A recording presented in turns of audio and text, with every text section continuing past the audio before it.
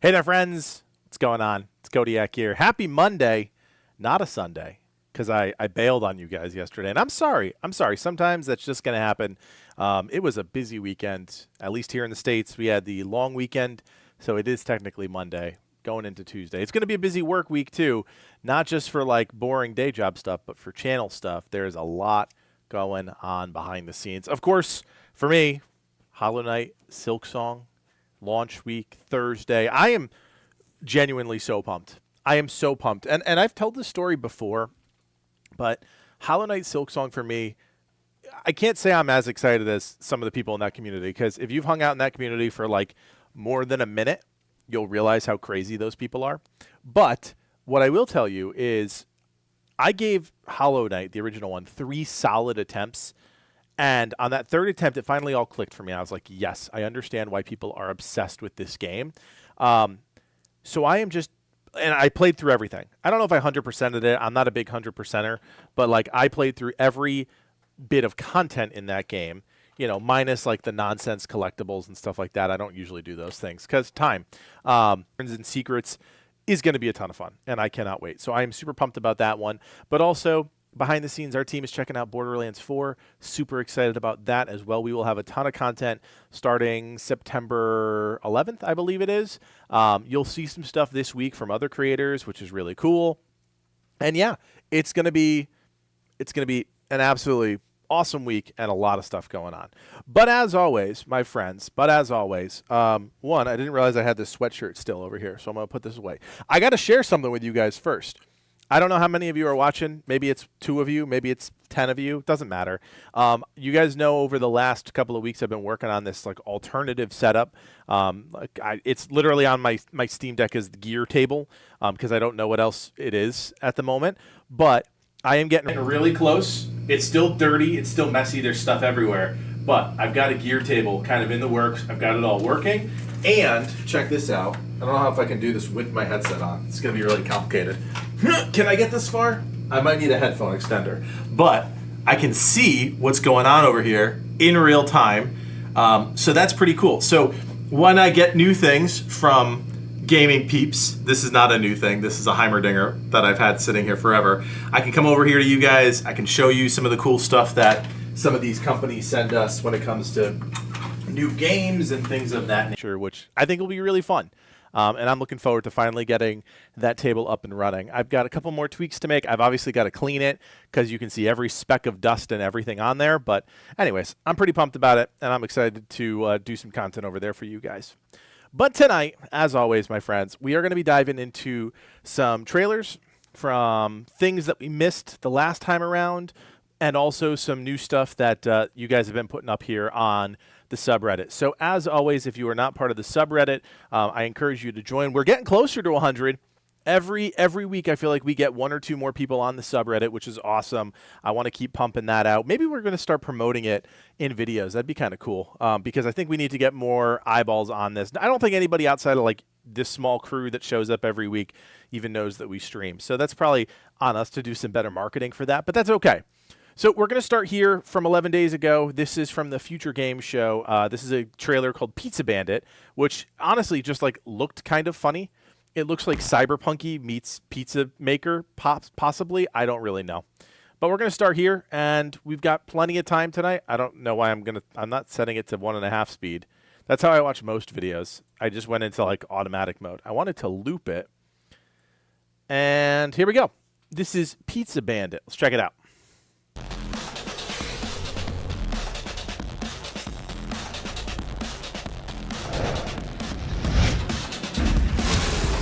Bombs, guns, bounty hunting. That was my life. Is it VR? It looks But VR. all I ever wanted was to be a chef. Oh, nope. Co-op?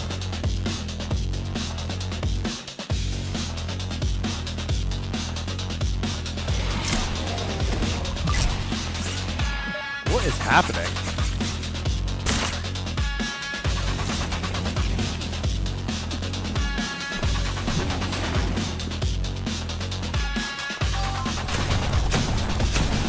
There's so many little janky moments in this that I'm looking at and I'm like, no way this is a legit game. Like, it could also be some of the bad trailer editing.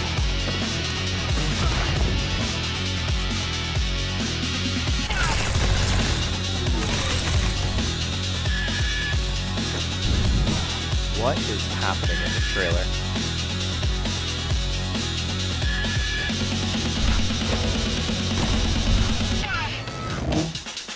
There's always work. Time to get back to business.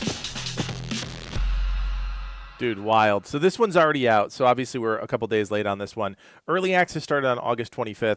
I don't really know. This one is kind of strange. Like, I totally understand and appreciate like the zany spin on it, right? Because like zany games are popular, especially if you're trying to tap into this like if you're trying to tap into this like niche viralness of it, like a game like a Peak or even a Helldivers to an extent, right? I feel like this game is trying to tap into a Helldivers in a way. And I obviously don't know how long it took them to develop this, if it happened probably since last year, right, when Helldivers first came out. But it certainly is quirky, and there's certainly some weirdness to it. But I will tell you, the graphics look very dated. And like that's the first thing I noticed. I'm like, oh my God, this is a game from like the early 2000s. It looks so dated and weird, but like there's some moments, like there's some flashes of potentially interesting stuff here, but also like really outdated graphics. Some of the action sequences look really outdated too. So, you know, that's where the indie in this game really starts to come out. Yeah, trailers that don't tell a subtle progression story. Yeah, I mean, it's just a lot of stuff. They're basically just showcasing all of the things you can do without actually explaining like what the journey is through all of that. So anyways, that's Pizza Bandit. If you're interested in that, that was from the Future Game Show a couple weeks ago. All right. I don't know what this one is. We're going to skip this one. I don't, that one doesn't catch my attention. We're going to move to Styx though. Styx is a long running series. I don't know when the first Styx game came out, but, we're going to check out this one, Styx Blades of Greed. Let's see if this one's any good. Quartz. Everyone's going crazy for a taste of its power. But it also happens to be my favorite flavor. And that means I gotta get to it first. What the fuck are you doing? Oh. Can't you see I'm working here? Just try to keep out of sight.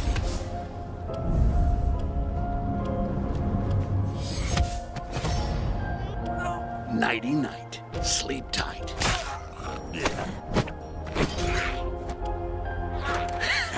Bet you wish you could do that.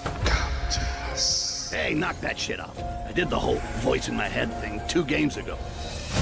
Berber, what's up, buddy? The fun part. I know it's kind of cheating, but I just love the buzz of all this power. And you guys were worried. I told you nothing could go wrong. Styx, I am Grand Priest Geoffroy, and I have been tasked with recovering what you stole from us. That doesn't sound good. That one actually looks really good, and I don't know like what the scores have been for Styx over the years, but Styx has always kind of filled like that Thief void. If you guys remember Thief from, I think it was the late 90s, but Styx has definitely kind of filled that void. Interesting. See, I didn't know that, Daniel, and I don't know much about this series because I am not like stealth gameplay for me. If stealth is the only way to play the game, I don't have a tendency to like the game, which is why I like things like Assassin's Creed because it's stealth combat, whereas Thief and Styx and even like Indiana Jones to a degree, Indiana Jones and the Great Circle were very much, they slant stealth. And that's fine. There's players that like that type of game, but usually it's like when they put those parameters on it, like stealth, but you have to go super fast. I don't have a tendency to like those things. But I do like all the ways that they're kind of showcasing Styx's progression. Even if you haven't played the other games, you're kind of seeing his character progression. He's got access to magic. He's got access to, obviously, knives and stabby stuff. But also, he's got his utility equipment. Like, there's a lot of cool stuff that he brings to the table. And again, I've never played the other games because that... And that's important, right? Because they're trying to entice not only their old audience, but a new audience as well. This one looks great. Like, this obviously wasn't gameplay. There was some small little glimpses here. But, like, This one looks pretty good, and obviously Styx is pretty recognizable from a number of different games. So I think this one will do decently well. Yeah, this is kind of what I'd expect. 40,000 views 12 days ago from IGN. That's not terrible, right? But it's not great. So we'll see. All right, we're going to keep moving. We are going to keep moving. We looked at Bloomwalker last week. We looked at Everwind last week. We're skipping over Path of Exile. Sorry, Fervor. We did not do Lords of the Fallen 2, so we're going to start there. Tetris, what's up, brother? We are absolutely going to start here. So just so you guys know, a little bit of context here. So Lords of the Fallen is a game that I played a lot of. My gosh, my YouTube is freaking out. There we go. I don't know what's going on with YouTube. Lords of the Fallen's a game we covered pretty heavily on the channel. I think early on, if you guys didn't know this about Livid and I, like Livid would always view himself as like the Souls guy, and whatever, you know, his presence rubbed off on me in the sense that like I now really enjoy Souls games. I won't play every Souls game that's out there, but I'll play most of them, and especially if we have the time.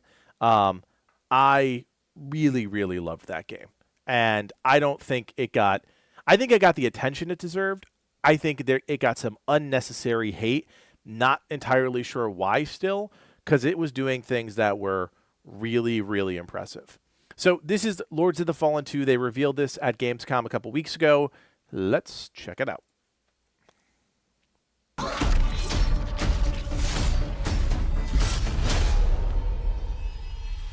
Dark and scary. Our gods have forsaken us for fear of the coming darkness. Consumes all but you. Don't like that. Lamp bearer, something stirs within you. Something ancient, powerful, hungry. So I ask you. So brutal. Will you harness this darkness within and deliver unto our so-called lords retribution? Gotta have the angel-like character. That definitely was a theme for them. Visually, I mean, it's a cinematic, right? But just visually, still, it's just stunning. Woo. But should you fall, the world falls with you.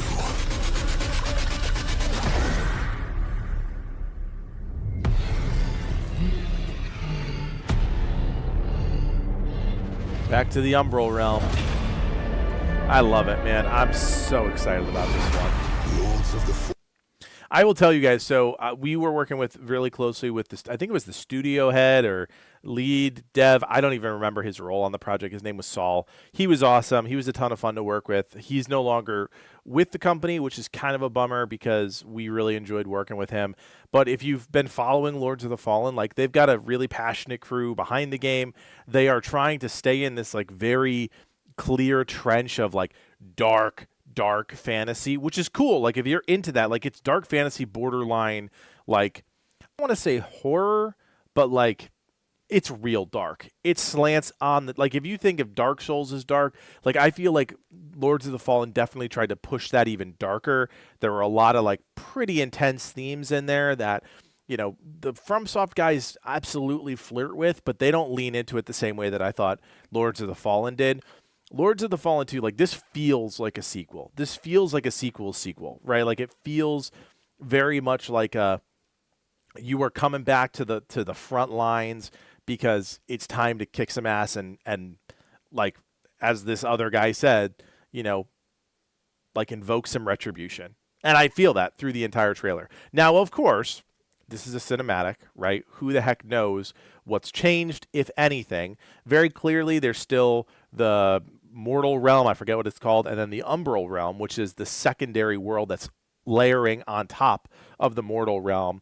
And that's one of the coolest things about Lords of the Fallen, is that you can split between these two realms. When you die, you get sent to the Umbral Realm. It's kind of like your last chance.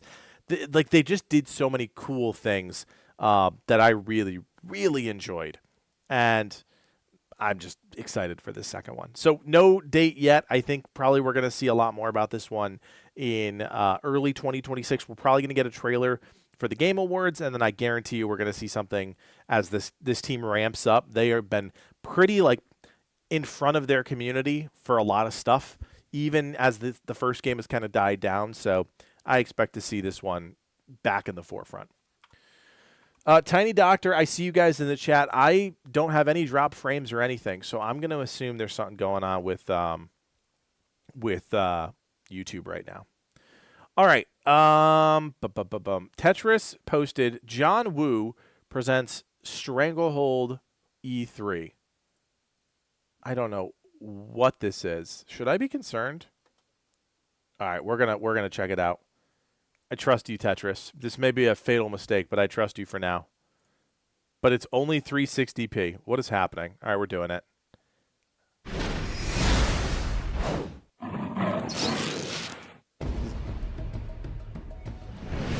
Honor is his code. I've got to send someone good. Someone clean. Someone the cops won't watch. Gotta be you. Don't. I'll take that as a yes. Is this from the 90s? What is happening?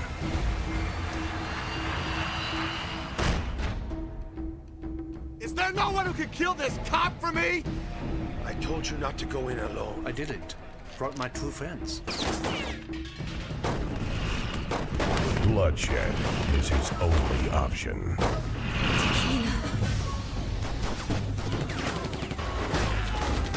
I wish I had any context around this at all.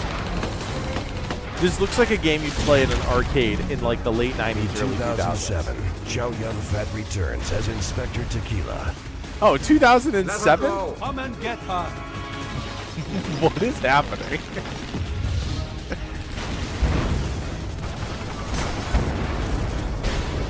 Now we're committed to the bit, guys. We're watching it all the way through. Stranglehold. Coming this August. This title not yet rated. Oh my gosh. What is happening? Did you see? Look at that. Look at that old school splash screen. PlayStation 3, Xbox 360 Live. Remember when Live was like a thing that everybody cared about? This is hilarious. Tetris, I don't know why you posted this. Oh my gosh. But I don't regret clicking on it, but I regret trusting you enough to click on it. It was posted 18 years ago. What are we even doing? Oh, Tetris, you're funny, man. All right, let's move on. We're going to move on to Fellowship. This is what I've actually kept a little bit of an eye on. This is definitely in my realm of games that I'd be interested in playing. It kind of slips into that high fantasy MMORPG. Although it's not an MMORPG, it's a dungeon crawler. It looks like games that I would play. You guys, I've talked about it before, you know, long time WoW player. Love that whole high fantasy orcs and mages and rogues and warriors and stuff like that. So this definitely falls into that vein. I have not seen this trailer, though, so I'm excited to check this one out. In an epic realm of ancient magic and unspeakable Oh, this is what a modern horrors, game looks like. I was confused by John Woo. one truth stands eternal. Adventures aren't for those who wait. They are for warriors. All dungeons, all the time. Join fellow brave souls to answer the call. The farther you push, I mean, they the literally greater even the have peril. like WoW-esque LUI bars at the bottom there. The shinier the rewards. Choose your hero and adapt your style.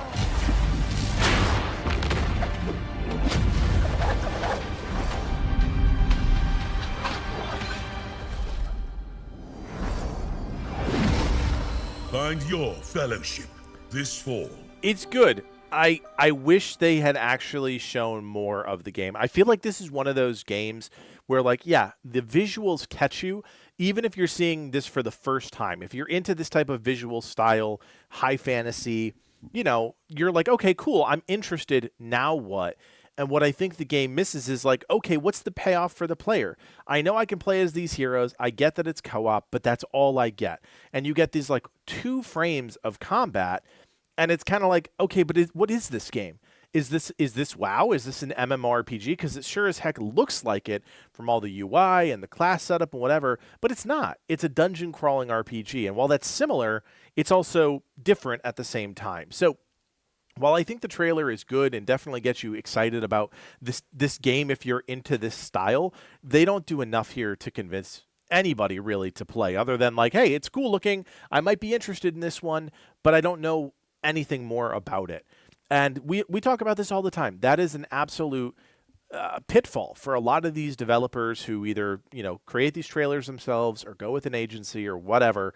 Like, every time you put your trailer out there is an opportunity for people to learn about your game for the first time. And unless you have insane traction, right? Hollow Knight Silksong, I just slurred all of that. Hollow Knight Silksong doesn't need to put in a lot of effort to explain what the game is, because it's already going to have a massive amount of players that not only play the game, but make content for the game and post that stuff online like crazy, right? So then you have a game like this that like, okay, it's interesting, but nobody really knows anything about it. And even if there's, 10,000 wishlist, 20,000 wishlist, whatever, you still have an opportunity to reach new players. I mean, of the 20-ish of you that are watching, how many of you have actually know exactly what this game is? Probably not a lot of you, right? So like, it's an opportunity for them. I think they kind of whiffed at it there because it is an interesting looking game. It looks polished enough. It is dropping into early access, but yeah, I mean, kind of a missed opportunity with a somewhat interesting, could be interesting game.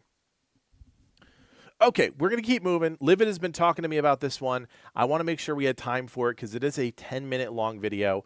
We're pretty excited about this one. This is Guardians of the Wild Sky. This one kind of popped up out of nowhere and has definitely piqued our interest as a team that really likes kind of survival crafting games and wants to do more of this type of stuff on the channel.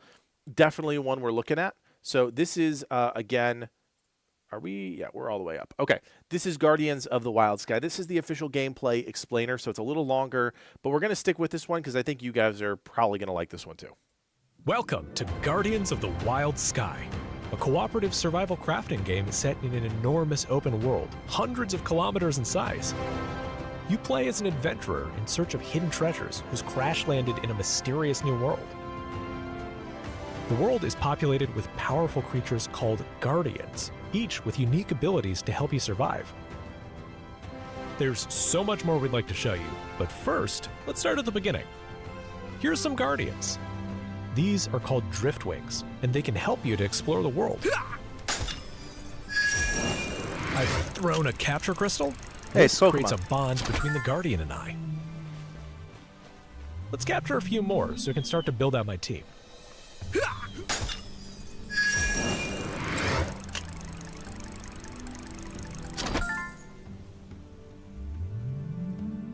Now we can deploy a Driftwing and use its gliding ability to land safely below. Let's go! The world is teeming with all kinds of wildlife. I need to be careful to avoid angering this Silverwing flying nearby. While we're up high off the ground, let's scout below and look for a good spot to set up camp. This beach looks good. Here's an example of a simple base you can build. I've got my fire pit to cook food and stay warm, a simple shelter for crafting and resting, and a few farming plots to grow some food. Let's go fishing! I know my Driftwing loves to eat fish. That should keep him happy for a bit. I can tend to my Everything garden does and feel grow food, slow. or I will even tell go you that digging much. along the beach in search of hidden treasures. You can also put your Guardians to work around your base. They each have different jobs available, and they'll automatically get to work. They can help you build, craft, harvest resources, water your gardens, and much more. Think of Guardians like your companions. They can automate a lot of tasks for you. It's very much Pal World, but Well, they with work. a completely Let's go different aesthetic exploring. and hopefully some more RPG elements that are actually engaging. We can see a new Guardian up ahead, the Griffon. I can use the spyglass to observe its behavior. It'll also reveal important information about its personality, likes and dislikes. All the This is Guardians are a useful little information to creepy have looking, I'm not before going to you lie. approach a new Guardian. This one can be tough to capture, but we can improve our chances by feeding it something nice. I know that the Griffon is a carnivore, so I've thrown a savor meat treat on the ground nearby. Hey, I think the Griffon liked it. It's also like completely Should have a oblivious much to our easier character time standing there, capturing it. which is kind of interesting. Success! Here's the Guardian deck. Oh my goodness! As you look how discover many new of them Guardians, there are. you'll They unlock all look entries here. weird. Why do they all have Within like the a deck, weird you can aesthetic complete to them? tasks to earn experience and work towards 100% completion. Like elephant, parrot, human. That's a While weird Guardians combo. can be your companions, if you feel like being a bit evil, you can use them in other ways. The Fluff is a friendly Guardian, but it's got some explosive properties to it. I can use some of the ones I captured and throw them like a bomb. Be careful, they will fight back. There's a lot to see and do in this world. You can explore outposts and towns. It's the like one we're Enshrouded entering meets now. Pal World. This That's is a small what it desert is. town. Here, you can meet interesting characters and accept quests, or you can trade with a merchant. Almost every item in the game can be sold and traded. There are plenty of towns and points of interest littered all over our world, ready for you to explore. They were born Let's that take a look way. at some combat. Your Guardian can fight alongside you. If you start a battle, they'll automatically join the fight. You can let it handle combat on its But like own, all of them, they or all you can have like issue weird orders directly. off-putting designs to them. These enemies here are called Rat Kings, and they've got powerful storm-based attacks.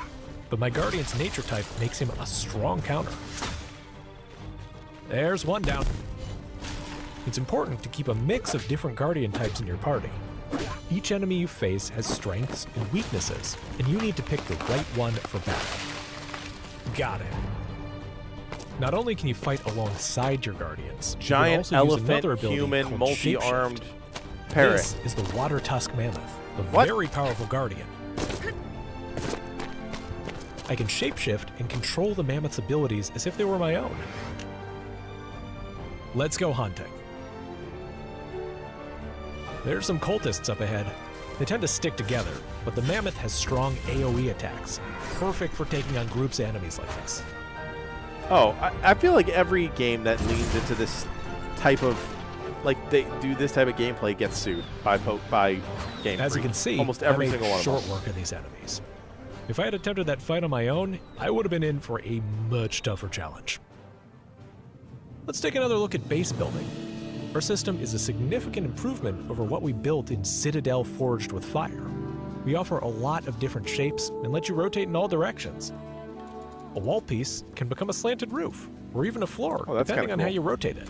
You can rotate pieces to create patterns, sculptures, and all kinds of interesting architecture. And of course, you can also use a dedicated roof or floor piece instead. The choice is yours. Now, you might be asking, I've built my base, but what if I want to move it? Well, we've got just the thing for you. It's time to introduce Flying Castles. In our game, you can What? build structures that fly. That's You can kinda fly funny. your entire base over to a new location while your Guardians work within it. You can craft, build, cook, and do anything else you'd normally do on solid ground. This is a cooperative game after all, so I've teamed up with a few friends and we're ready to set sail and explore the world. Airships are the best way to explore. They're faster and more agile than I do moving an really entire like the base. look of the world. It looks really sharp. When sailing, you need to factor in the wind's direction and set your course accordingly. You can raise Some and of the lower your POIs sails look to kinda speed lame, up or but- slow down. You can use the rudder to steer your boat, using the wind to your advantage to cover huge distances. When you're out in the cloud sea, keep your eyes open for valuable resources. These floating creatures resemble jellyfish. They're relatively peaceful, but you need to be careful if you wish to harvest them. Ouch! That hurt. Just like your flying bases, you can also build directly on your airships. You can build a crafting station and gear up for your next adventure. You can cook meals, grow plants, or even go fishing in the clouds. What? It's not a thing. There's a new island up ahead. Let's go and check it out. Like I think as soon as We can they again zoom use out, our drift the wings and visuals look glide really down good. to solid ground. When they get closer to some things, I'm like, okay, there's some jank, but like Let's go exploring. It really These is like mounts are Enshrouded meets ideal for Pal World exploring meets big a open little bit of spaces. like Legend Each of mount Zelda. comes with different bonuses. For example, some may give you added warmth for Oh, cold Tetris. biomes, or This provide you with will an go hard elemental shield. 2025. Who are you kidding? Some mounts can even fly. Here's the Silverwing. It's got powerful fire-based attacks, which you can launch from high above. Here's another fun one. You can go surfing with this Guardian. This ability is especially useful in islands with large lakes or oceans. And don't worry, you can breathe underwater. It looks like there's a cultist camp up ahead. These guys are pretty deadly, and they are well armed compared to the ones we previously fought. We can coordinate an attack using our air superiority. A few of my allies can head back to the ship. Let's arm this thing with cannons and fly it into position. The rest of us will attack on foot, while our friends This seems bombard very from high involved in the for sky. one cultist Let's camp, get but ready. Open fire!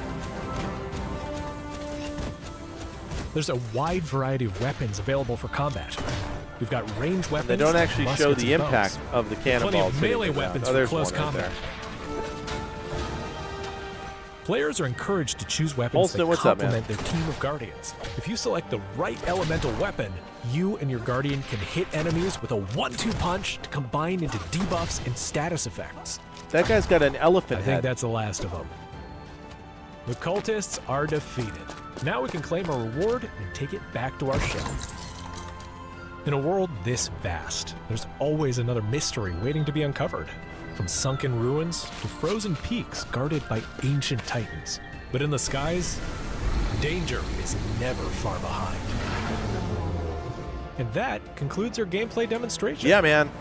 This I game like is it. a true labor of love, and there's so much more we'd like to show you. If you liked what you saw, please consider adding Guardians of the Wild Sky to your wish list. Thanks for watching. I just think this one looks really solid. And this is the genre that often is missing a few pieces, right? Like, I can't think of all of the games off the top of my head. Like, Rift is the one that comes to mind. Not Rift, Raft is the one that comes to mind right now. But, like, all of those games, they're enticing to a point. And they always seem to be missing, like, one or two elements that would take it over the top, hold on to an audience just a little bit longer. We all know the success of Pal World. Pal World was a very successful game. They are very clearly tapping into that, like very clearly, right? There's no doubt in my mind. They played Pal World. They loved it. They either changed their game design or built a game in 2 years to match Pal World, which not unheard of, right? Like, I don't know how much of this is reused assets and things like that. I think it's in Unreal Engine 5 just by the look and feel of it. But it's interesting looking because you combine a bunch of pretty successful games. Pal World, Enshrouded, Legend of Zelda, like all of those are very clearly influences for this game or similar games in those genres. And like I said, this kind of like co-op, no rules survival game with an adventure component is really popular right now, and nobody has like really cornered the market. And so I think there's something here. And I think that this team will probably do really well with this game if they continue to showcase it and they continue to put it out there, you know, every opportunity that they can. The Game Awards, you know, Summer Game Fest stuff, you know, whatever it may be. I cannot stop yawning. This is what happens, man. Legacy After Dark is going to turn into like the Legacy Geriatric stream because I just can't stop yawning. I could have gone to bed like 2 hours ago. That's how tired I am. But like, I think the game is going to do just incredibly well because of that. When you take components of games that are successful and you merge them together and your game is somewhat competent, yeah, that's a recipe for success. Yeah, sure. Is it a copy of some games? Absolutely. Are they going to get called on that? Absolutely. Does that really matter? Are people still going to play this game? Yeah, probably. So anyways, I'm pumped about this one. Looks pretty good. Guardians of the Wild Sky. I think Liv might have put a couple other things on this one on the feed tonight, so we'll check those out too. But we're going to keep going here because it is 10 o'clock. We still got like 7-8 trailers to get through. So let's keep moving. This is the Space Marine Year 2 trailer. Space Marine, another game that we covered pretty heavily on the channel. As you can see, 268,000 views on this one. A lot of people still play this game. It is an incredible game. If you guys have not had the chance to play Space Marine 2, it is very good. So let's check out what's cooking for year 2. Here we go. Greetings, Space Marines. You've slain the enemies of humanity for nearly a year. You've bolstered the ranks of the Imperium by the millions, and you brought us victory time and time again. Now the Emperor calls upon you once again for a new year of Space Marine 2 content. Here we go, year 2. Starting next week with patch 10, all the way to patch 15 next year. Here's a taste of the free content we have in store. Wow, that's for a lot of you. stuff going on. Hold on, I'm going to pause it here. Patch 10, so that's September 4th, so that's this Thursday. New mission, new mode, new PvP arena, new PvE mode, 3 new weapons, Majoris enemy, and the Chaos Armor Pack. That's a lot of stuff. And those are all free. New operations, a new PvP game mode with a playable hell route. Oh, that's 3 cool. PvP arenas, gameplay modifiers, and much more. Like the addition of new enemies and bosses for you to take down. The Chaos Spawn and the Mutalith Vortex Beast. I don't like either of those guys. Like several new weapons with which to Oh, dispose fervor. of them in Don't the I know, Emperor's brother. name. Pyre Blaster, Pyre Cannon, Power Axe, Oh, nice. Xenophase Blade, Combi Melter, and others. Good for Brought them, to man. you by our next playable class, Ooh. the Tech Marine. Ooh, what? And to further enhance your Oh, looks, Liv, I hope you're watching. next I didn't week watch we'll this mark yet, but the I assume release you of did. Our Season Pass The 2, Tech Marine? which will add Oh, 9 that might get new me back in the cosmetic game, DLCs, bro. packed with armor Oh, pieces, I love tech-based heraldry classes. decals, and weapon skins. Stay tuned to our social media channels. When's and that new see class? you Tech all Marine class very, coming patch very 12 soon. Q1. Okay, noted. It's going to be on some other day where there's 9 million things going on and I'll never actually get to play it.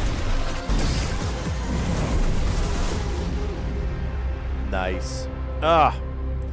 Man, I really got to tell you, like, Focus has been doing some really cool stuff, and I love Focus. We work with those guys all the time. Focus and Saber just, like, really nailed this one. Space Marine was a pretty, I don't want to say niche, it was a pretty cult, like, it had a cult following, right? And so for them to, like, be able to pick up that ball and create Space Marine 2 and have it be as successful as it was and is really impressive. It's super impressive because there was a decade plus, I think, between those two games. So you really have to, like, fill in that gap with all of the modern trappings that people have come to expect from games like this. And there are not a lot of games like this. So you have to fill in a lot of blanks. And the team is going strong. And, you know, like, Focus, like I said, we really like them. Usually they do a lot of, like, unique IP stuff, like Ghost of Eden, things like that. Banishers of Eden, whatever the heck it was called. Like, they do a lot of games like that, which are trying to be new IPs in a sea of the sames and sequels. This was a sequel that obviously was worthy of being made because it was so long between when the last one was made and this one was made. But they are just hammering the free. It's very similar to how, like, Darktide, how that crew is doing it, right? Tons of updates, constantly pumping it out. Real Ghost of New Eden, thank you, Ferber. But, like, constantly keeping the game in the front of your mind, even if it's a smaller crew of people playing it, right? Probably doesn't have that many concurrent players, you know, maybe 10,000, 15,000, maybe. In my mind, that seems about right without looking. But, like, to keep putting the game out there, new missions, new class is going to bring people back, absolutely. And, like, when you come back, you're going to be like, holy moly, there's so much that I missed, so much I have to do now. It kind of, like, gets the ball rolling again. And a lot of like, that's how early access is supposed to be, even though this is not early access. This is launch and then continued support, right? It's live service. But, man, they really do understand their audience. And, like, as I said, 268,000 views on this. That's a great number for them. So definitely we'll be checking out a little bit of Space Marine 2, hopefully in the nearest future, but not too near because there's a lot going on. But that looks really good. All right, Livid posted the Yuka Replay Lee. I don't know what this is at all. This I know is the characters because I feel like this was a PlayStation thing back in the day. And Livid is going to probably hate me for not knowing this, but I know the characters. I don't know anything about it. So here we go. Yuka Replayly. Replayly? I don't know how to pronounce this. Here we go. likely treasure hunters and how they rescued their friend and saved the world. Is it all true? Maybe, but it's a great story either way. It feels very Banjo-Kazooie. Like, that's my first reaction to this. Oh, there you go. Nailed it.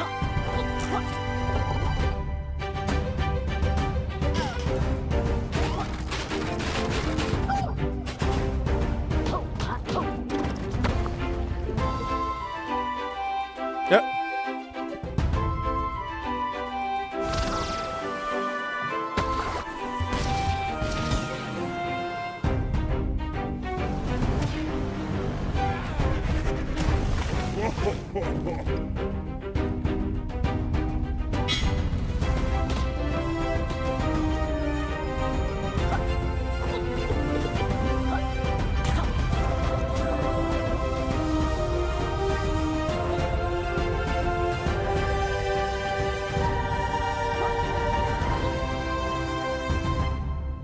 I mean, it looks solid coming out October 9th.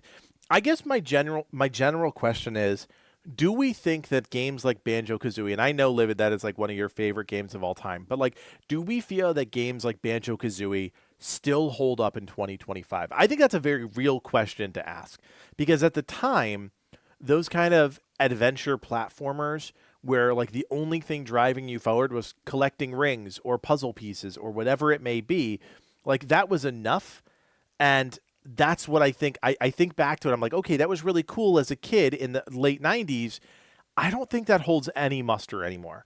We have come to expect so much from games that I think jumping across a few platforms is not enough. Yeah, you're right. Astrobot did well. And obviously, like, Nintendo still pumps out Mario and Donkey Kong. I get it. But I don't know if, like, a game like this with no or little name ID can... Listen, we don't need to talk about Astrobot being Game of the Year. I will go on my soapbox for the next 30 minutes and talk about that. But I just, a game that doesn't have necessarily the backing of Xbox or PlayStation, I don't know. I don't know if they can break through the noise and be relevant to people. Yeah, Ratchet and Clank, I think this probably falls into the Ratchet and Clank space, but I think Ratchet and Clank presents itself as more of an adult game. This feels more like a kid's game. So I don't know. I struggle with games like this because while I look at it, I'm like, this is kind of cool. There's a lot of fun little quirky things in here. I don't know if this game really can hold up anymore, right? Like if your only collectible is like bookmarks or whatever the heck it is in this game, and like you collect those things, but they don't do anything, like there's very clearly coins in here. What do the coins do? Is it just a thing to collect? I just don't know. Yeah, maybe our kids will love stuff like this. That's definitely true. I don't know, man. I feel like our generation who is on the forefront of video games, forefront of modern video games, let's put it that way. We obviously were not the receivers of the original video games. Like I think of Pong and Tetris and all of the art. We were not the arcade generation in the sense of like 80s arcades, but we absolutely were on the forefront of like the modern video game boom because you still see a lot of that in the games that we play now. I just don't think something like this will hold up. I just don't. And that also pains me to say because Banjo-Kazooie, Ratchet and Clank, Sly Cooper, those games have there's such a big spot in my heart and my like childhood for those games. Even Psychonauts, the original Psychonauts, I don't know. I really don't know. It's cool. Thank you for sharing this one, Liv, because I do think it's cool to shine a light on these things. But yeah, IGN posted this 3 days ago, 30,000 views. We'd consider that small, right? We'd consider that like not that exciting and not that impressive. Decent, fine, whatever, but not huge. So just something to keep in mind. This one's coming out in October. I think it'll definitely be on our October Games video, right? And we'll see how people react to it. All right, we're going to keep moving here. This one is called The Last Caretaker. This looks like a movie. Is this a movie? Nope, not a movie. Blinks. Blinks was the cat, right? Blinks. Yeah. Blinks was the cat. I remember that. I never played that one, but I remember the name for whatever reason. All right, here we go. This is The Last Caretaker. Dude, YouTube is being slow today. I don't know what's going on. All right, here we go.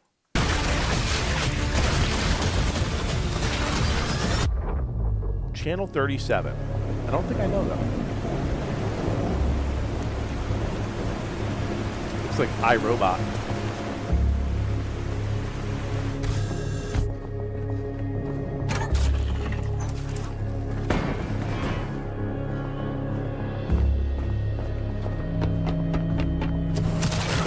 Like futuristic, atmospheric. All right, a little puzzle solving. Obviously, FPS. Yeah, it does have some Halo feels a little bit. You're right. You're not wrong. Definitely a strong puzzle element here.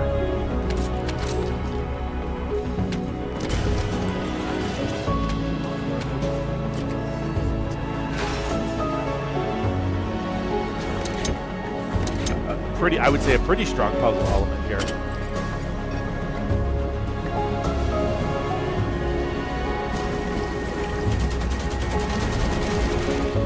Robot sharks.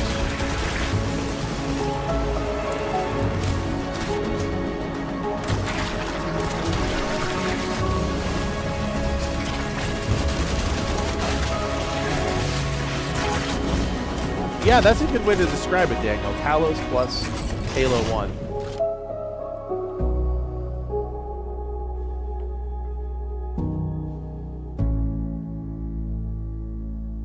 Huh. I actually really liked the kind of like almost Westworldy soundtrack, like the piano, bum bum bum bum bum, as like things were going on. Like very much like when I think of a game like, I don't know how to describe it, but like to your point, Daniel, like Talos plus Halo, like that kind of underscore really does a nice job of just kind of like fitting this niche of like tech, atmospheric. I wouldn't call it horror, but like very clearly there's like a dark tint to it, a tint, not a slant, not leaning into dark, but like there's a tint of darkness to it. And that kind of like spacious atmospheric piano always gets me. I don't know necessarily what this game is. So very clearly we are on this oil rig and we are trying to launch the rocket off the oil rig, but we also weren't on the rocket. So I think maybe this is our task as the last caretaker, right? Is like launching this rocket. This is what we were programmed to do. And we just have to kind of put all the pieces together to figure it out. That's kind of cool.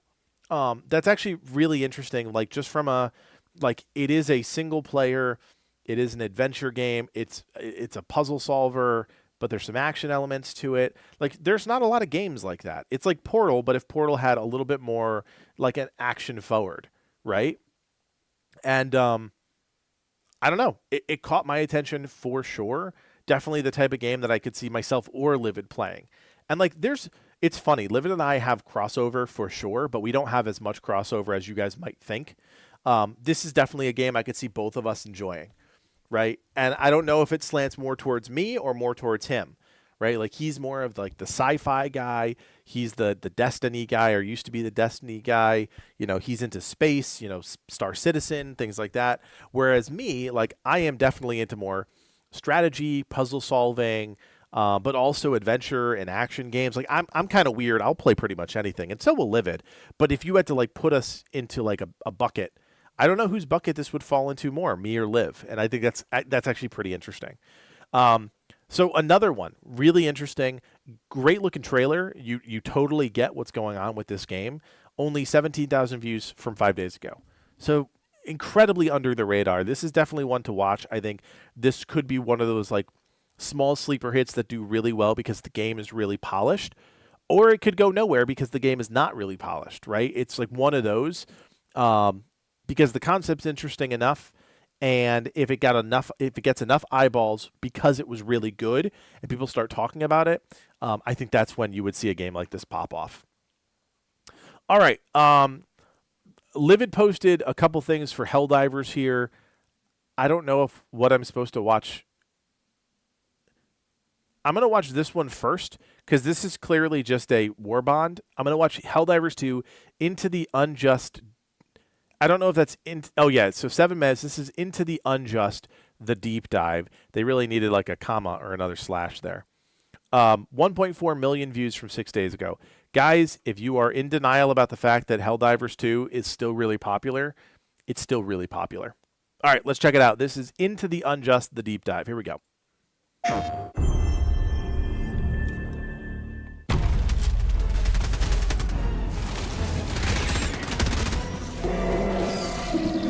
Is this like Wicked Terminid stuff? This looks like Wicked Terminid stuff. When Into the Unjust launches, Super Earth's maximum security cities have come under an unprovoked attack by the Terminids. A seemingly coordinated attack. This act of terror cannot stand. Now, Helldivers will, for the first time, take the battle to our enemies' homes. They will go deep into the gloom, into the Terminids' home worlds, their hive worlds, to uncover their mysteries, deal with the bug threat once and for all, and establish themselves as the rightful masters of this galaxy. Okay, I like it. The bug hive worlds are planets that have been completely terraformed by the Terminids over a long period of time.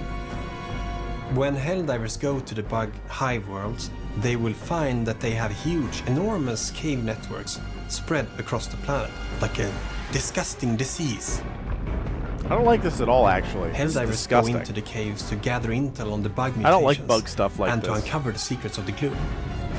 We wanted to really turn the game on its head and see what happens when we put 4 Helldivers underground. In the claustrophobic and horrifying cave systems, some new tactics can be needed. You have to really plan before you go in to get all of your weaponry, because there's no help from your Super Destroyer once you're in the caves. Oh, that's a good point. You'll have to look for areas that have no roof to call down ammo. Oh, that's crazy. I didn't even think about that. Some sections of the cave can also be darker than others, so it might be a good idea if one squad member uses their flashlights, while the other squad members use their more powerful support weapons.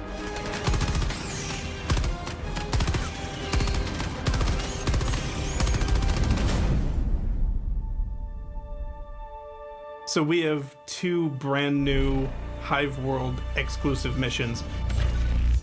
We have the Hive Lung, which is what the bugs are using to produce the fog that you see in the gloom.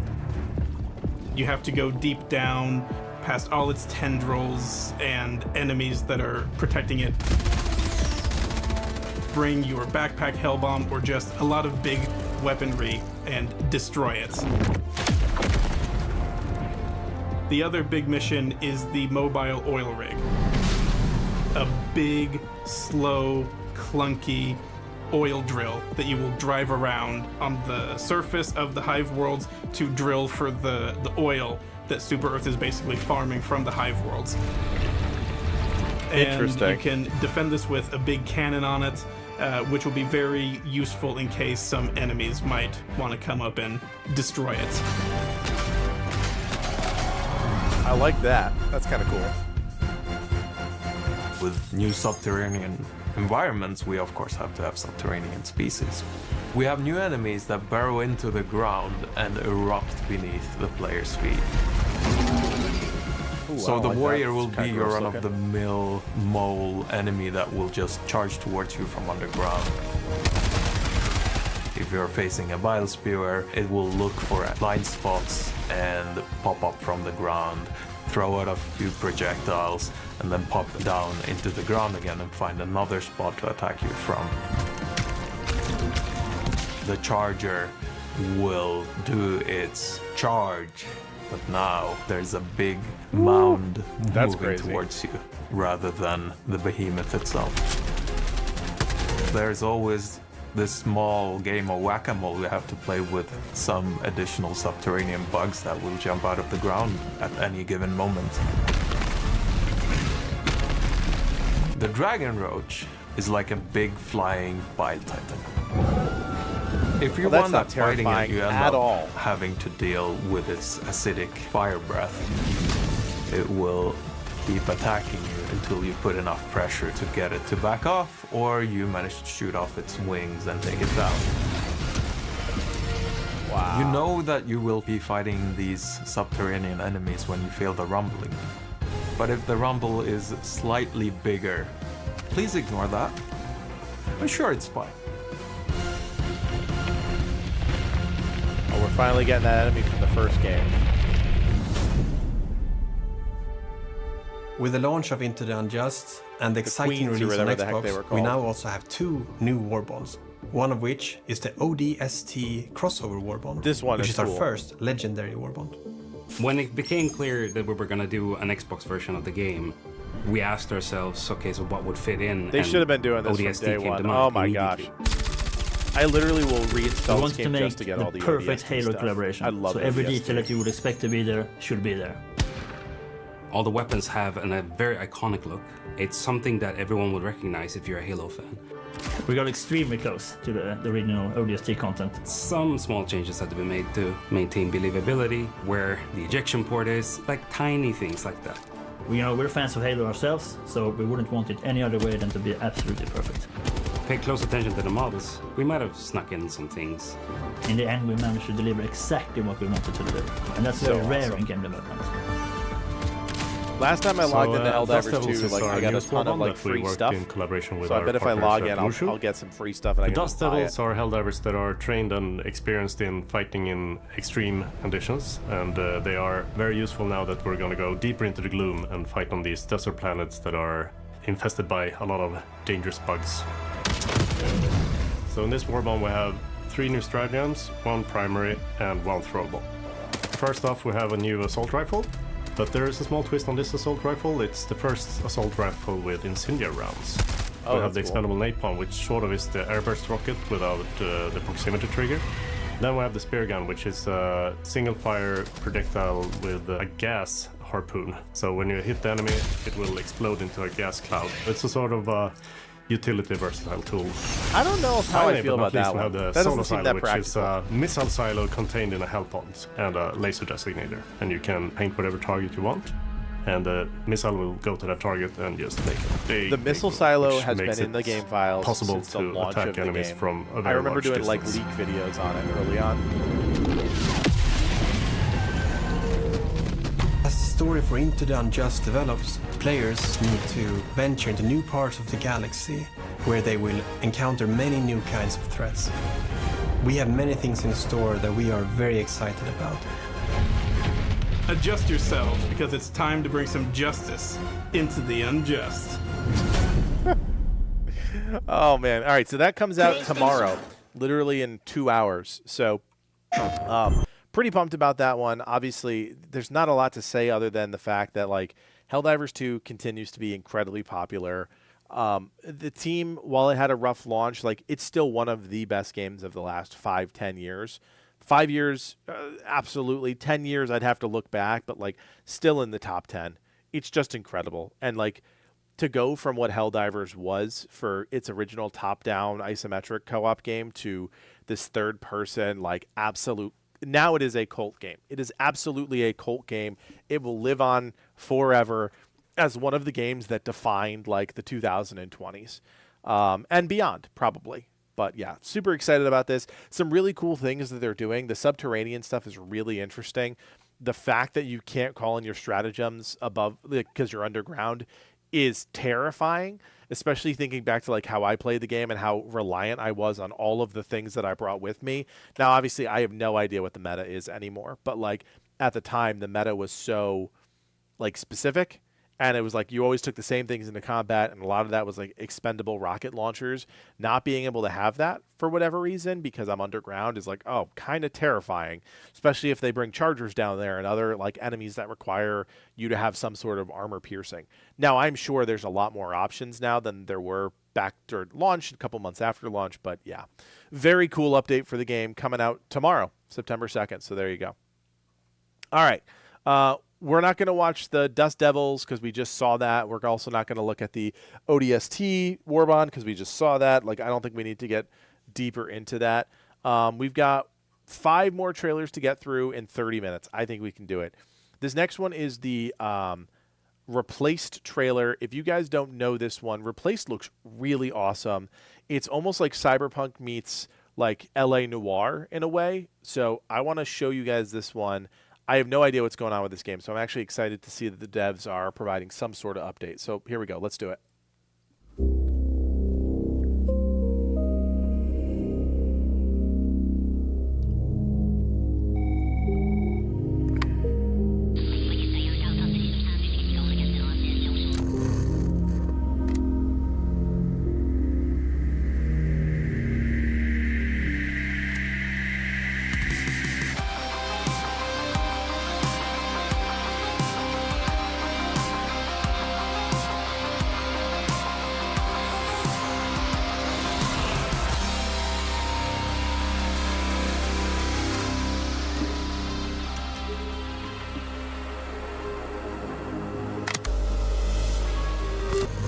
Hello everyone, this is Yura, Game Director of Replaced, and I'm here today with a special update.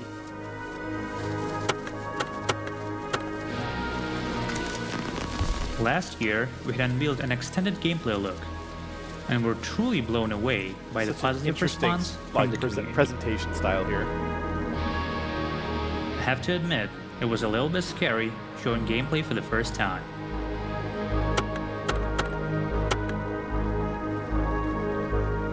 But I'm sure you're all wondering, how far are we from completing the game? So let's dive in. As you probably know, the game has seen a couple of delays.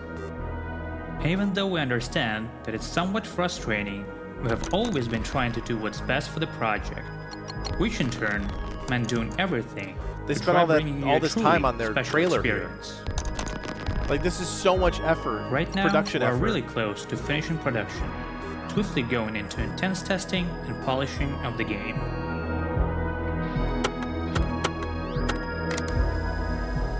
We have been working really hard all those years to justify the wait.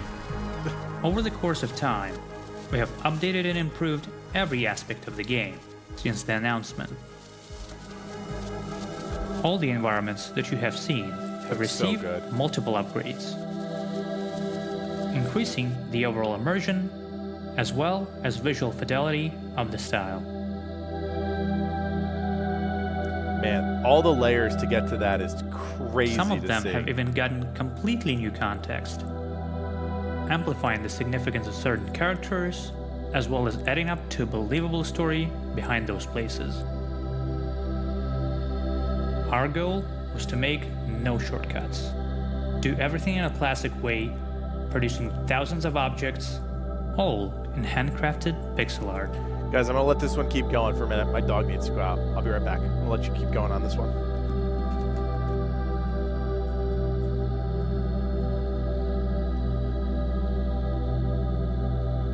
Speaking of that, nothing shows our commitment to making everything with a human touch more than our animation. Over the years, we have painted a mind-boggling amount of pixel art movements, bringing our character and the people around him to life. Just for our protagonist, Reach, we have done more than 600 clips of animation, which effectively translates to several thousands of hand-painted frames. Many of those animations are blended together with beautiful VFX, amplifying the mix between retro and modern visuals.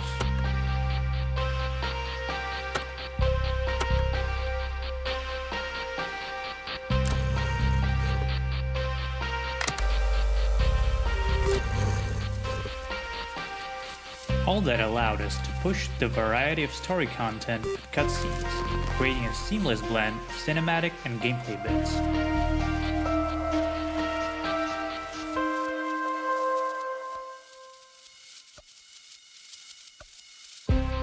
We have spent countless hours on blocking our scenes to blend 2D animation, camera angles, and 3D object movement, creating an illusion of a cohesive world.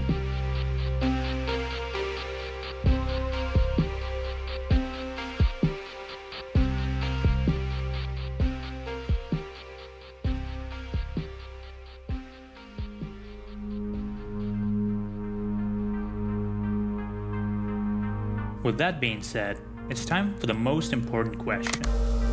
When? This is the first time I'm addressing this personally, and that's because I can finally say it with confidence. Replaced will be released in spring of 2026. We will need just a little more time to get it polished. And to be more precise, our final trailer for the game, with the exact release date, will be shown later this year. We will also be sharing more on our social media soon, so please follow us for more updates leading up to release.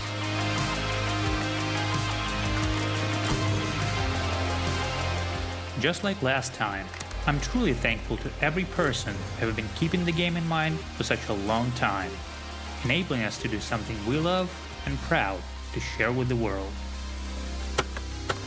I hope to see you at the end of our journey.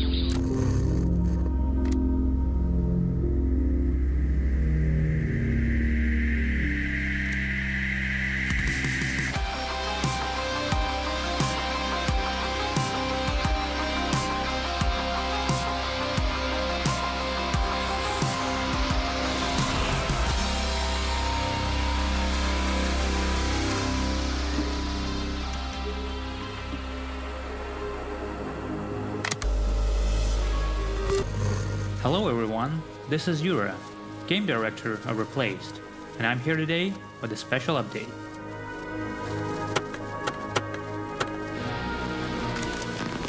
Last year, we had unveiled an extended gameplay look, and we're truly blown away by the positive response from the community. Okay. I have to admit, I'm it back. was a little Sorry bit about that, scary guys. showing gameplay for the Yeah, you know it's funny. Like dogs, I swear, dogs just know when like when is the most inconvenient time to do anything, right? And it's never perfect, right? Like a dog's never going to decide to do something when it's like the right time. But I'm like sitting here and I'm like, I hear something, and I look over at the screen door and I'm like, oh, my dog is crying at the door. So I apologize. Listen, life of a dad and a pet owner. At any point in time, this house could blow up, and I'll have to run away and talk to you guys when I talk to you. But we're good now. We still got 20 minutes, so we're good. I really like this game. I really do. And of the first half that I saw, and I'm just gonna kind of like jump to the back half here. Like this game has just continued to get better, and it looks better. And I do feel like this is definitely leaning more towards, like it's definitely going to be a game, but it also feels more like game as an art.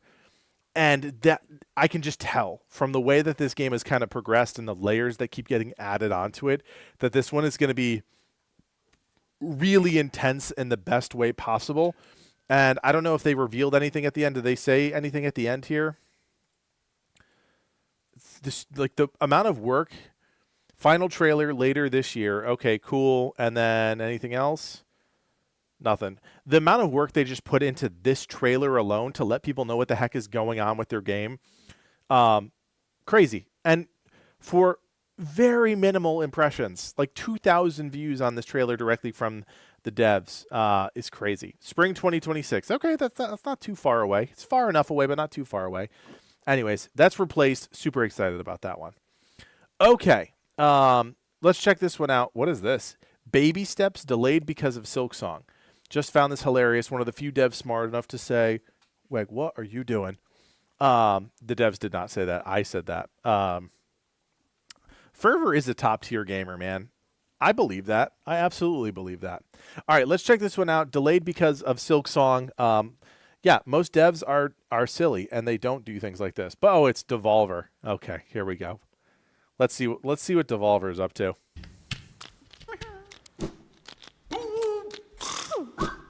Oh.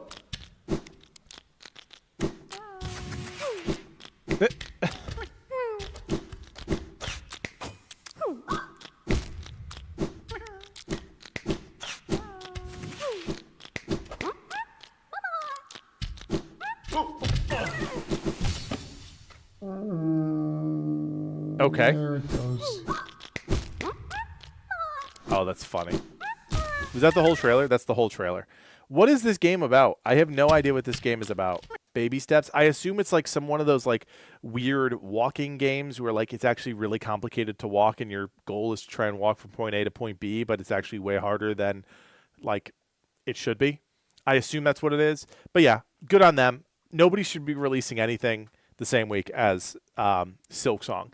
I'm actually super bummed that Hell Is Us is releasing this week because while we didn't review the game, I just think they are absolutely going to be, up a creek because they're releasing the exact same day as Silksong, and that is just not going to be good. All right, we're going to move on to the next one here. This is called Into Black. This is a PS VR2 game. So let's see what this is all about. Oh, it actually kind of looks really good for a VR game. Except I will never play it because it's swimming. It's got some Outer Wilds vibe to it a little bit.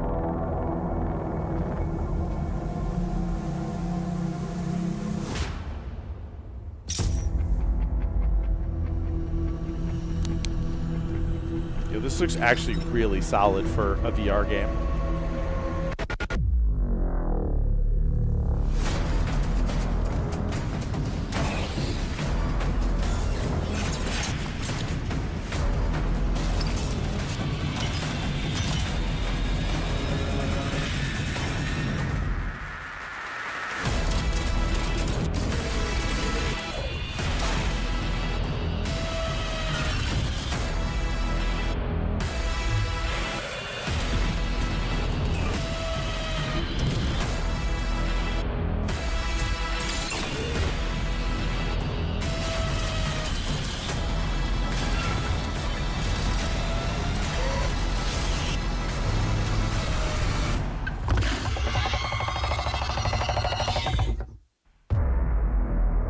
That's a really solid looking trailer. And I've never played VR games. I don't think I'll ever play VR games. Like I have no desire to have something strapped to my head. But as far as VR goes, it looks really good.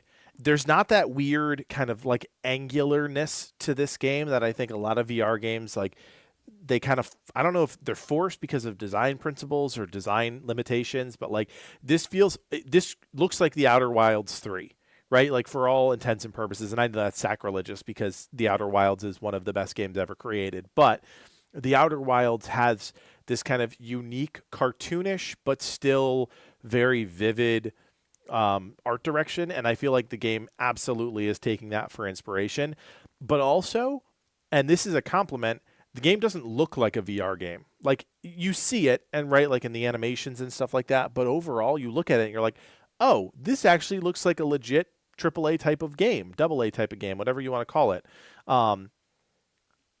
It's pretty solid. It's pretty solid. I feel like this is going to speak to a lot of players. I don't know, and I'll never know what like is going to entice somebody to invest in VR. Like I don't know if VR has gotten cheaper over the years, but also like I personally don't ever want to own another platform ever again. I just want to constantly upgrade my computer because owning multiple platforms is such a pain, especially as an adult where like space, you don't have a ton of space. You got kids, like you just don't have that kind of flexibility.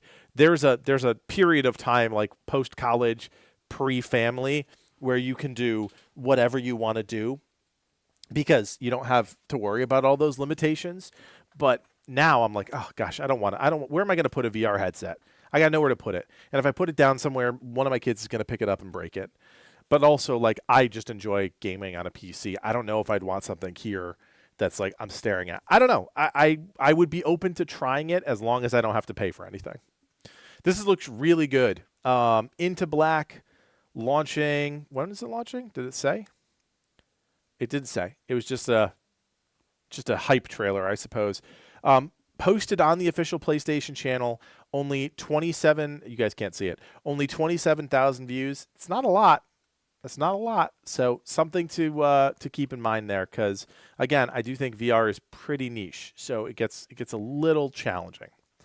All right, we got 2 trailers left and 15 minutes to do it. We can absolutely do this. I have no doubt at all this is going to be easy. Digimon Story Time Strangler. I don't like the word strangler in anything, but because it's not strangler. I'm an idiot. It's stranger. And I should have known better because nobody would ever put the word strangler in a damn video game title. I told you guys I was tired. All right, here we go. Digimon Story Time Stranger, the story trailer. Let's do it.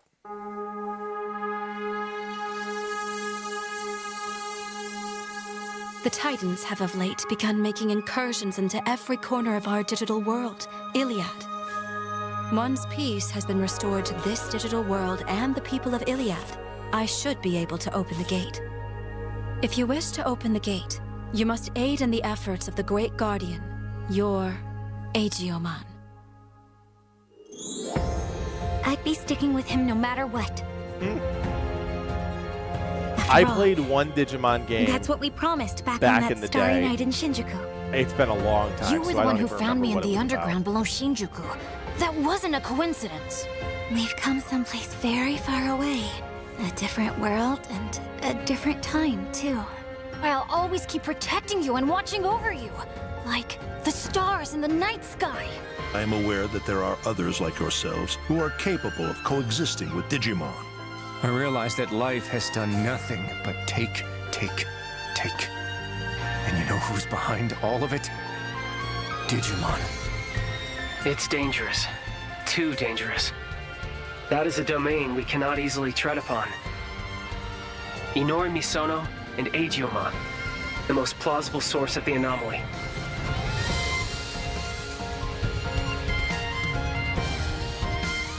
From this moment forward, they're to be recognized as Class A anomalies.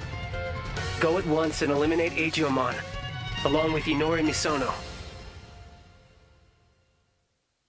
The natural laws of the world have already begun to break down.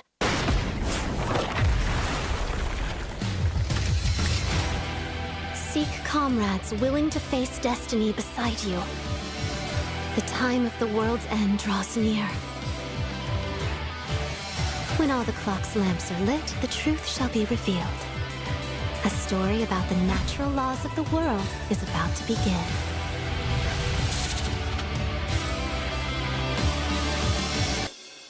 I got nothing, guys. I really don't. And like, you guys know me, Livid, you know this about me. I don't like these types of games. Oh my God, look at all the different editions. I don't know what the heck what is happening in the game. And this is absolutely a style thing. It's an East versus West thing. Like, the way that the East portrays their games makes no sense to me. Like, it's a story trailer. I totally get it. But all they do is just throw all of the flashy things at us and expect us to want to play that game, right? And it's like, it's the same thing that Final Fantasy does. Final Fantasy does the exact same thing. It's like all of these sound bites from all these characters, they string it together to make it sound like it's this like grand opus type of thing. It's always got an orchestral backing track. It makes no sense, and there's no gameplay. And I get it. It's a story trailer, but there's a way to do a story trailer and still show us gameplay. Because again, every opportunity to showcase the game is an opportunity to show what the game actually is. And like the story, again, the people who are already going to play a game like this are already going to play a game like this, right? So like, you should use your opportunity to not only entice those people, but potentially new people. Like, I used to love Digimon. I would love to know what the heck this game is. You saw that one gameplay shot, very clearly a turn-based game, right? I don't know. I just wish I understood a little bit more about like these types of games. But again, I won't play something like this because it's just not my style.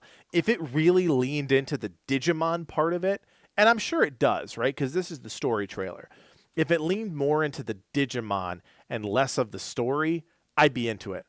Like a Digimon something that's really focused on the actual Digimon themselves, not trying to tell this like weird epic story of like the world ending. I don't care about that. I don't want to play a game for that. And I know I might be in the minority there, right? But like, this is a style thing. It always comes down to a style thing. But to Livid's point, if you are a person that likes these types of games, you should know that there is a Digimon coming out in October. Probably will end up being on the October Games video. So there you go. 91,000 views 5 days ago. decent, a little bit better than average, but lower than like crazy, right? What is it, October 3rd? Digimon Story Time Stranger, October 3rd. PS5, Xbox, Series X and S, and Steam. So there you go. All right, last trailer of the night, guys, is called God Breakers. I feel like we've talked about this game before. Maybe. I don't remember.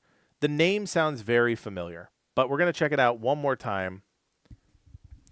Time Strangler? Absolutely. You just go back in time and strangle people. I think that's the whole gist of it. All right, here we go. This is God Breakers, the official action trailer. Here we go.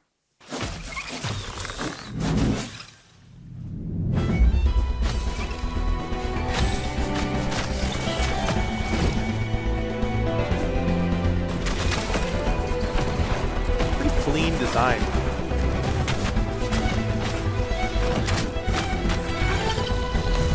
I don't know what you would call this style. It's been really popular in the last like 5 years. It's like cartoony, but still very vibrant and clean.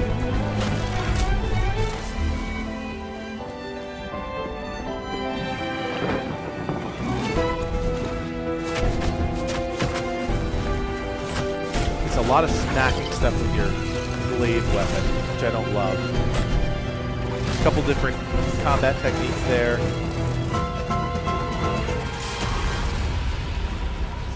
That's the whole thing. Okay, interesting. I think you can tell actually kind of like right here different weapons. So you've got the Power Fist, the glaive, you've got double swords, and then you've got this kind of like big pylon thing. Yeah, this definitely looks better than Fellowship, but I think it's a different type of game, right? Like Fellowship, I think plays more like an MMO, where an old school MMO, but WoW, for example, this plays more like a true action game, which is interesting. Like you're right, they very much are in a similar or same category. This does look a lot smoother, but it's interesting. I don't know too much about this one other than the fact that very clearly it's a co-op PvE game where you're going up against these bosses. So maybe it's another dungeon crawler entirely. It's a lot of slashiness. It's a lot of just like smack, smack, smack, smack, smack, which is fine. Plays more like an action game than like an RPG, I guess you could say. But it looks interesting enough to keep an eye on. So this one is called God Breakers. Not a lot of views on this one. Thunderful. Didn't we already look at a game from Thunderful tonight? God Breakers Replaced. They had Replaced too. So they were clearly working on God Breakers, or they're publishing. Yeah, develop and publish games. So Godbreaker and Replaced are both theirs. And I don't know what Asuka is, but it's from... Oh, we looked at Asuka too, I think. Anyways, doesn't really matter. All right, my friends. Dude, I look like a mess tonight. Look at that. That is it for tonight. Like I said, there's a lot going on this week. Hollow Knight Silksong, we do not have early access to it. I don't think anybody has early access to it. Maybe they do. I don't know. We definitely don't. We're going to be playing it on the 4th. We've also got Borderlands stuff coming out starting on the 11th, but you're going to see stuff on it this week, most likely from some creators that want to go do some stuff and have an earlier embargo. And yeah, September kicks off a lot of gaming. So there's a lot of stuff happening behind the scenes. We're expecting a Grounded 2 update sometime soon. You know, there's Helldivers updates. There's whatever your fancy is. Now is pretty much the time where gaming kicks off for like the next 3 months, and then it gets really quiet in December again. So as always, I will be back next Sunday. I apologize for not being here yesterday, but I'm here tonight on a Monday, on a holiday, no less. And as always, it was fun. It's great hanging out with you guys, and I just enjoy this, 10 of you, 15 of you, 20 of you, however many it is. I enjoy talking to you about games for an hour and a half, 2 hours. My name is Kodiak. From everybody here at Legacy Gaming, myself, Livid, Nas, Thick, and Apollo, thank you guys so much for watching, and play on. Have a fantastic week. And yeah, we'll see you back here next time. Bye, guys.